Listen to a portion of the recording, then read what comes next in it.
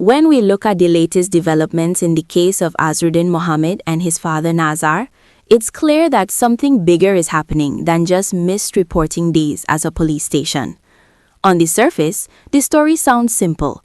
Prosecutors say the father and son did not always follow the weekly bail reporting schedule, but dig a little deeper, and you start seeing the tension between law, politics, and power. How seriously are bail conditions enforced when powerful political figures are involved? And why do some rules feel almost designed to trip them up? These are the questions we need to ask as we unpack this case.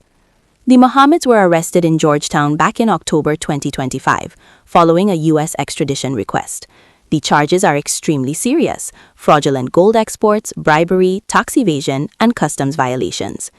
Anyone else facing these allegations would be under strict supervision and scrutiny, and rightly so. But when it comes to the Mohameds, the records show a pattern of technical breaches. Missed a day by one, reported a day early, or reported on a day they were already in court. This raises the question, is the law being applied evenly, or is there flexibility when political power is involved? What's striking is the magistrate's final ruling. If a reporting day falls on a court day, the Mohameds do not have to report to the police station. Think about that for a moment. That's a direct adjustment to strict rules, acknowledging that following the law to the letter might sometimes be unreasonable or inconvenient for powerful figures. This doesn't just impact one case, it sets a precedent about how rules bend under pressure. And in a country where corruption and politics are so intertwined, this is far from a small detail.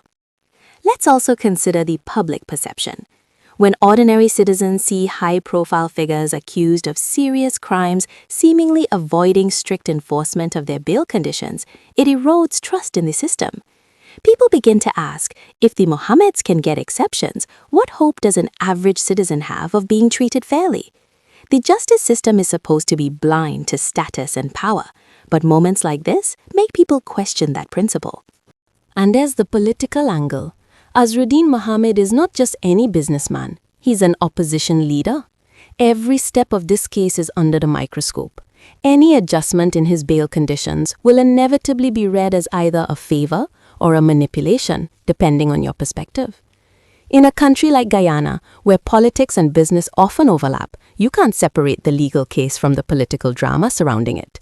Every move is a statement, whether intentional or not. Then there's the human element. The Mohameds have families, lawyers, and supporters watching every development. The defense argued that forcing them to report on a day they are already in court is onerous and unnecessary.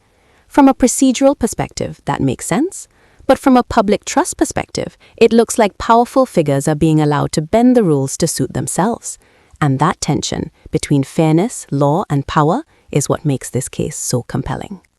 Looking at the police records, there were missed reports on December 26 and January 2, and other discrepancies that may seem minor but technically count as violations. The prosecutor painted a picture of the duo reporting when they felt like it, implying disrespect for the legal process. But the defense framed it as practicality. Reporting on court days would be redundant and burdensome. Both arguments have merit, but the contrast shows how interpretation can differ drastically depending on your perspective. The larger picture cannot be ignored.